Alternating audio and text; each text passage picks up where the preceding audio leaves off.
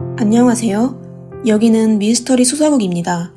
오늘은 한 앵커가 시청자에게 $1000의 상금을 받기 위해 임신한 여자친구를 얼어 죽게 한 사연을 알아보겠습니다. 이 앵커가 한 모든 일은 생방송 중에 기록되었습니다.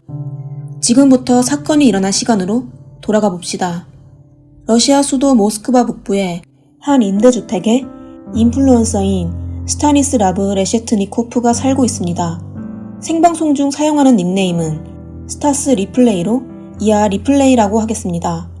리플레이는 가끔 친구들과 함께 방송을 하는데 그중 가장 많은 것은 28살의 여자친구 발렌티나 그리고 리에바와 함께하는 것입니다. 그들의 방송 스타일은 장난 위주이고 항상 남을 놀려 망신을 주면서 매우 웃긴 효과를 냅니다. 리플레이가 끊임없이 새로운 콘텐츠를 만들면서 그가 받는 관심도 많아졌어요. 하지만 현금화하는 방식이 매우 한정적이기 때문에 시청자를 통해서만 보상을 받을 수 있으며 상을 받을 수 있는 조건은 상대방이 요구하는 임무를 완수했을 때만 받을 수 있습니다. 주로 방에 있는 다른 사람들을 놀리기 때문에 시간이 지날수록 관객들의 요구가 점점 이상해지면서 만족시키기가 힘들어지기 시작합니다. 하지만 리플레이는 시청자들이 어떤 요구를 하든 보너스만 있으면 뭐든지 했습니다.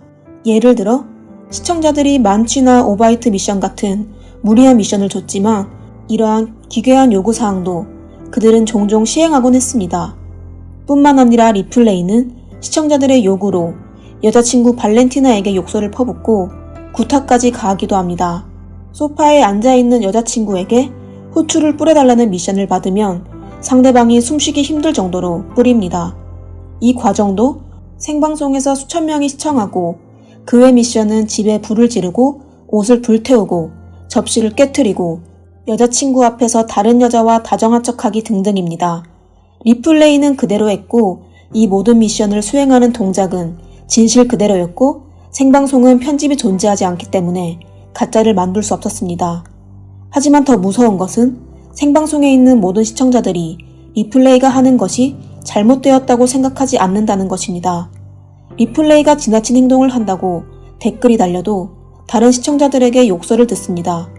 대부분의 시청자들은 자신들이 돈을 냈으니 임무를 완수해야 한다고 생각하기 때문에 이런 생방송이 계속되고 있고 리플레이가 발렌티나에게 피해를 주는 일이 점점 잦아지고 있습니다. 그럼 이렇게 상처를 많이 받았는데 발렌티나는 왜 리플레이를 따라서 라이브 방송을 하려고 했을까요? 알고 보니 지난번 생방송에서 그녀는 자신이 임신 5개월이라고 스스로 인정했습니다. 아이의 아버지는 당연히 리플레이입니다. 아마도 이것이 발렌티나가 계속 버티고 있는 이유일 겁니다. 2020년 12월 2일 생방송 도중 한 시청자가 자신이 $1000를 준다고 했는데 이것은 한 건당 최고액이라고 보면 됩니다. 이 금액은 러시아에서 보통 사람의 2-3개월치 수입과 맞먹는 돈이기 때문입니다. 한 번에 이렇게 많은 보수를 받는다는 것은 리플레이에게 매우 유혹적입니다. 상대방이 리플레이에게 여자친구를 괴롭히라고 했고 새로운 수법을 쓰려고 했습니다. 그러자 리플레이는 발렌티나에게 욕설을 퍼붓기 시작했는데 대략적인 내용은 이렇습니다. 몸을 파는 여자라고 욕설을 퍼붓고 동시에 그녀의 옷을 벗기고는 정신 좀 차리라고 한마디 했습니다. 그리고 그는 속옷만 입은 여자친구를 밖으로 내쫓았어요. 당시 러시아의 실외 온도는 영하 10도 정도였는데 그들이 있는 위치가 위층이고 바깥이 바로 테라스이기 때문에 바깥은 사실 아무것도 가려지지 않은 실외였습니다. 발렌티나는 갈 곳이 없어 문을 열어달라고 애원했지만 리플레이는 다급한 노크 소리를 완전히 무시했습니다. 집으로 돌아와 아주 가볍게 그의 생방송을 계속했습니다. 15분쯤 지나자 창문 두드리는 소리가 한동안 멈췄습니다. 리플레이가 여자친구를 데리러 가려고 했는데 그가 나온 후에는 이미 발렌티나는 누워 움직이지 않았습니다. 리플레이는 날씨가 너무 추워서 발렌티나가 쓰러진 줄 알았습니다. 그는 발렌티나를 집 안으로 끌고 들어갔지만 단지 그녀를 현관바닥에 눕혔을 뿐 결국 아무것도 신경 쓰지 않고 다시 컴퓨터 앞에 앉아 술을 한 모금 마시고 생방송을 계속했습니다. 리플레이는 여자친구가 곧 깨어날 줄 안 거죠. 그런데 시간이 지나도 기척이 없자 느낌이 안 좋아서 다시 여자친구를 살피고 아무런 반응이 없다는 걸 알고 당황하기 시작했습니다. 그는 심폐소생술과 인공호흡을 시도했지만 이미 돌이킬 수 없었고 그가 아무리 불러도 발렌티나는 더 이상 아무 대답도 하지 않았습니다. 이후 리플레이는 이상한 포옹법으로 여자친구를 소파에 내려놓았습니다. 그리고는 한다는 말이 여보 살아있어요? 일어나세요. 여보 걱정돼요. 심장이 안 뛰는 것 같아요. 라고 말했습니다. 그 상황을 생방송 중계로 1만 명에게 노출되었습니다. 정상적인 사람이라면 당장 방송을 끄지 않아도 바로 응급전화를 걸거나 병원으로 옮겨야 하는데 리플레이의 행동은 전혀 이해할 수 없었습니다. 리플레이는 속옷만 입은 여자친구를 소파에 내팽개치고는 생방송을 하고 있었습니다. 그는 관객들에게 여자친구가 맥박이었고 창백하며 호흡도 없다고 말했습니다. 그리고 흐느끼는 표정을 지으며 응급처치와 신고전화를 하는 척하기 시작했습니다. 척인지는 어떻게 할까요? 그 후 2시간 동안이나 여자친구의 몸이 생방송에 노출됐기 때문입니다. 그동안 아무런 구조도 없었고 경찰도 도착하지 않았습니다. 심지어 경찰에 신고하지 말라는 글도 올라왔습니다. 방송 중 범죄를 숨기고 시신을 다루는 법을 가르쳐주기도 했습니다. 결국 생방송에 있던 시청자의 신고로 경찰이 찾아왔고 발렌티나가 목숨을 잃은 것을 확인한 뒤 리플레이에게 방송을 끄라고 했습니다. 리플레이는 생방송이 꺼지기 전까지도 모든 시청자와 손을 흔들며 작별 인사를 나눈 뒤 현장에서 경찰에 체포됐습니다. 피해자 발렌티나는 왜 안타깝게 세상을 떠났을까요? 그녀는 영하 10도의 날씨에 15분간 속옷 차림으로 밖에 있다가 추위 때문에 숨진 것 같지만 사람의 신체 기능은 매우 강하기 때문에 노출 상태에서도 쉽게 얼어 죽지는 않습니다. 발렌티나가 세상을 떠난 이유 중 일부는 저체온증 때문이었어요. 정상적인 사람의 체온은 36.5도입니다. 하지만 저체온증 환자는 몸에서 열이 적게 나고 열을 많이 발산하기 때문에 체온이 35도 이하로 떨어지는 경우가 많습니다. 체온 조절 장애가 있기 때문에 추운 환경에서 체온이 32도 이하로 떨어질 때 굉장히 심각해지고 치명적일 수 있습니다. 저체온증은 리플레이가 예상하지 못했던 것일지도 모르지만 그날 생방송에서 발렌티나의 얼굴에 여러 군데 상처가 보였습니다. 당일 생방송에서 리플레이에게 맞았고 이로 인해 발렌티나 머리에 이상이 생겼습니다. 그런 상태에서 갑자기 밖에 갇혀서 비극이 일어났어요. 리플레이도 그날 발렌티나의 머리를 여러 번 때린 것이 사실이라고 인정했지만 리플레이는 이것이 발렌티나 사망의 직접적인 원인인 점은 부인했습니다. 변호사는 리플레이가 무죄라고 말했고 이 일은 고의적인 상해와는 전혀 무관하다고 말했습니다. 발렌티나에게 갑자기 저체온증이 생겼다는 건 아무도 예상하지 못한 일이었습니다. 또한 발렌티나 자체는 뇌졸중의 병력이 있습니다. 이렇게 말하는 이유는 저체온증 때문에 사고가 난 것이라면 리플레이는 과실죄로 최대 2년형을 선고받을 수 있기 때문입니다. 하지만 리플레이가 발렌티나를 때려 머리에 손상을 입어서 세상을 떠났다면 리플레이는 15년에서 21년의 징역형을 선고받을 수 있기 때문에 리플레이는 구타 때문에 발렌티나가 세상을 떠난 것이 아니라고 열심히 변명했습니다. 하지만 리플레이가 다치게 한 것은 사실 두 사람입니다. 다른 한 명은 여자친구의 뱃속에 있는 태아라는 것을 잊지 마세요. 법원이 구체적으로 리플레이를 어떻게 판결할지는 아직 결론이 나지 않았습니다. 구치소에 수감된 리플레이는 두 사람이 연인 사이가 아니라고 해명했습니다. 발렌티나가 생방송 때 연기 소질이 있다는 걸 마음에 들어해서 스튜디오를 좀 더 떠들썩하게 하려고 불렀어요.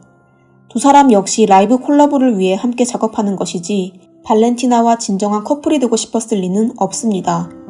발렌티나는 자신의 몸을 팔아 사는 여자이기 때문에 그런 여자와 사는 것은 리플레이 자신의 원칙에 어긋나기 때문입니다. 하지만 감정적으로 발렌티나는 분명히 리플레이를 사랑했습니다. 그녀는 그의 아이를 임신했고 결혼도 생각했으며 그로 인해 판단력을 잃어 이러한 위험한 상황에서 제때 탈출할 생각을 해본 적이 없습니다. 그러나 리플레이는 발렌티나를 자신의 돈벌이를 보조하는 도구로 삼았을 뿐입니다. 발렌티나와 리플레이의 사건 이후 생방송과 동영상 플랫폼에 대한 충격이 컸고 많은 사람들이 그들이 어떤 플랫폼을 방송하는지 궁금해했고 어떻게 이렇게 밑도 끝도 없이 무서운 사람을 배출했는지 궁금해했습니다. 현재 유튜브는 리플레이 계정을 해지했고 사건의 원본 영상도 대부분 삭제됐지만 여전히 찾아볼 수 있습니다. 시스템에서 인식하지 못한 비디오일 수도 있지만 모두 다른 저자에 의해 처리되었습니다. 유튜브에서는 한번 해명을 했습니다. 이 생방송은 다른 플랫폼에서 하는 거라서 유튜브와 상관이 없으며 해당 영상 콘텐츠를 유튜브에 올리면 삭제한다고 답변을 한 적이 있습니다. 라이브 플랫폼 트위치에서도 공지글이 올라왔습니다. 저희 트위치에서 리플레이가 생중계된 적은 있지만요. 그런데 그게 2018년, 사건이 터지기 2년 전이었어요. 트위치는 리플레이 계정을 차단했고 차단 사유는 플랫폼에서 공개하지 않습니다. 마지막엔 리플레이가 있는 라이브 플랫폼도 공개되었는데 바로 이 도네이트 페이입니다. 러시아 생방송 플랫폼인데 당연히 사건 이후 관련 영상도 삭제됐습니다. 러시아 국민들은 여전히 분노하며 인터넷에서 리플레이를 공격하고 있습니다. 하지만 생각하는 사람은 별로 없어요. 문제 있는 건 이 사람만일까요? 생방송에 있는 시청자들은 책임이 없나요? 도덕적 한계가 없는 사람들이 생방송에 들어가서 끊임없이 보상금을 걸고 끊임없이 클릭을 해서 카메라 안의 공간을 법도 없고 인간도 없는 곳으로 만들었죠. 시청자가 원하는 것을 보고 퇴장하는 것은 모든 책임을 회피하는 것과 같습니다. 시청자들은 자연스럽게 이 일이 자신과 무관하다고 생각합니다. 이 사건에 대해 러시아 대통령 인권위원회는 의견을 밝혔습니다.